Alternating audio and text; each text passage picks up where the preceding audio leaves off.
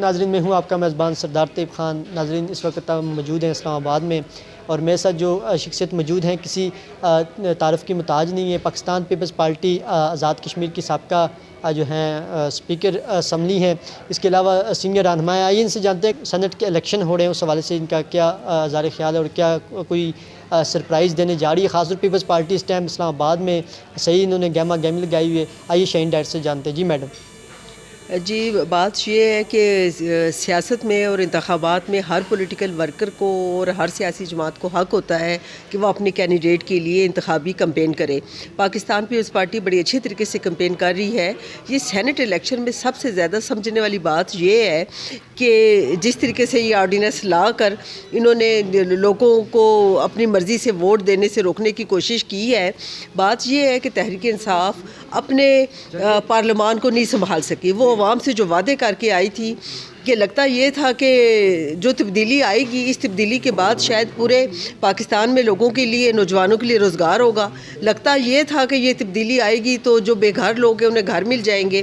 لگ یہ رہا تھا عمران خان صاحب کی باتوں سے کہ یہ جو اتنا پیٹرول مہنگا یہ کم ہو جائے گا، اور وہ جب کنٹینر پر کھڑے ہو کر کہتے تھے کہ جب مہنگائی ہوتی ہے تو یہ سمجھ لو کہ اس کا جو ذمہ دار ہے وہ حکمران ہوتا ہے۔ وہ جب بجلی کے بلوں کو آگ لگا رہے تھے تو اب تو بجلی کے بل جو ہے 200 گنا زیادہ اضافہ ہو گیا ہے، اور لا محلہ جو ان کے ممبران صوبائی اسمبلی ہیں، جو ان کے ممبران قومی اسمبلی ہیں، وہ جب عوام میں جاتے ہیں تو انہیں مشکل کا سامنا ہے۔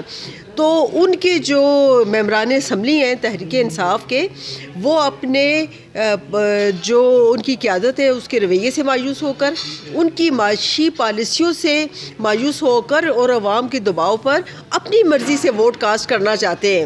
تو جب وہ اپنی مرضی کے ووٹ کا انتخاب کرنا چاہتے ہیں تو ان کے ووٹ کے لیے نہ ان کو کسی نے پیسہ دیا ہے، نہ اپوزیشن کے پاس کوئی ایسی قوت ہے کہ ان کو بلا کر ان کو بلیک میل کر کے ان سے ووٹ لیا جائے۔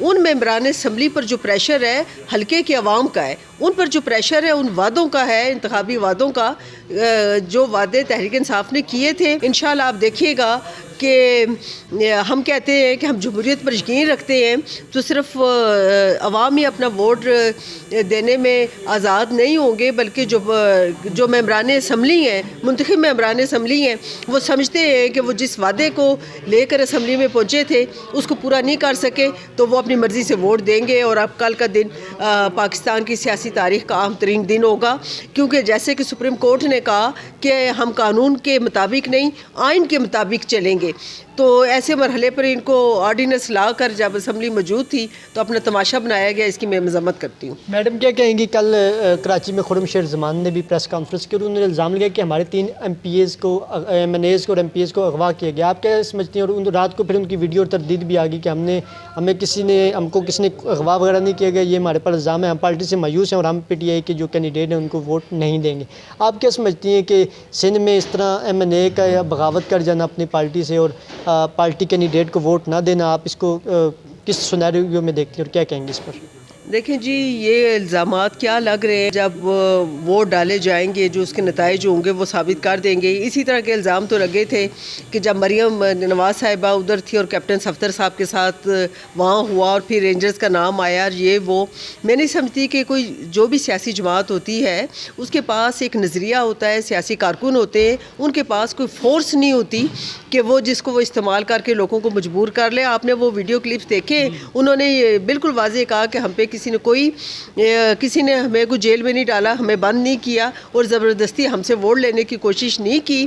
اور اگر آپ نے سنا ہو تو انہوں نے یہ کہا کہ جو تحریک انصاف نے وعدے کیے تھے وہ وعدے پورے نہیں کیے، اور اسی وجہ سے ہم ان کے خلاف ووٹ دے رہے ہیں۔ آپ سینئر رہنما آزاد کشمیر کے اور کینڈیڈیٹ بھی ہیں، پاکستان پیپلز پارٹی کی ادھر سے الیکشن بھی لڑ رہی ہیں، کیا گہما گہمی وہاں دیکھ رہی ہیں اور کیا لوگوں میں جوش و ولولہ ہے؟ کیا تحریک انصاف آزاد کشمیر میں جس طرح گلگت میں حکومت بنانے میں کامیاب ہوئی ہے تو کیا نون لیگ آزاد کشمیر سے حکومت دوبارہ بنا پائے گی یا نہیں بنا پائے گی؟ اور خاص طور آپ کی جو سیٹ ہے جس سے آپ الیکشن لڑیں گی، آپ اس میں آپ کی کیا ورکنگ اور کیا کمپین اس وقت جاری ہے؟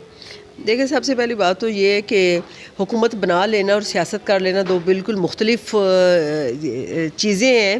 اور آپ نے کہا کہ تحریک انصاف نے وہاں گورنمنٹ بنا لی ہے، تو تحریک انصاف کا بھی گراؤنڈ پہ کچھ بھی نہیں آزاد کشمیر میں.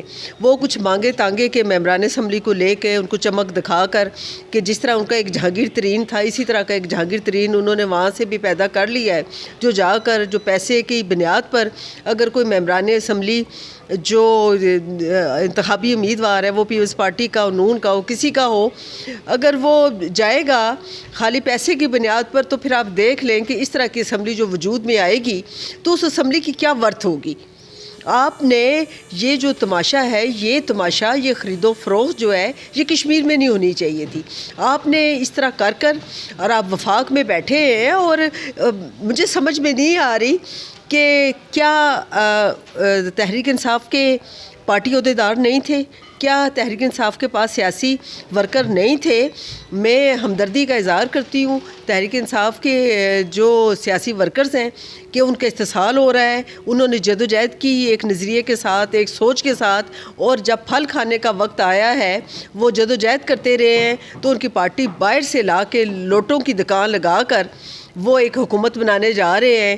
تو اس پر ابھی میں استغفار پڑھ لیتی ہوں کہ آنے والے دنوں میں جو یاد رکھیے گا. میں آپ کے چینل کی توسط سے آزاد کشمیر کے لوگوں کو ایک پیغام دینا چاہتی ہوں.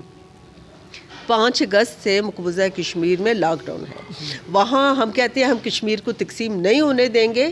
بھارت نے اپنے طور پر کشمیر کا مسئلہ حل کر لیا ہے. ہم کئی حصوں میں تقسیم ہو چکے ہیں. ایسے مرحلے پر ہمیں ووٹ ڈالتے وقت انتہائی ذمہ داری کا مظاہرہ کرنا ہے. ہمارے عوام ذمہ دار ہوں گے ان لاکھوں شہادتوں کے، ان لاکھوں عصمتوں کے. ووٹ ڈالتے وقت ایسی باشعور قیادت کا انتخاب کریں کہ جو آپ کے لیے، جو کشمیر کے عوام کے لیے فیصلہ کن کردار ادا کر سکے. Thank you so much for joining us. ناظرین، یہ تھی ہمارے ساتھ پاکستان پیپلز پارٹی کی سینئر رہنما شاہین ڈار صاحبہ. بہت شکریہ اپنے قیمتی وقت کا. اپنے میزبان سردار طیب خان کو اجازت دیے. اللہ حافظ.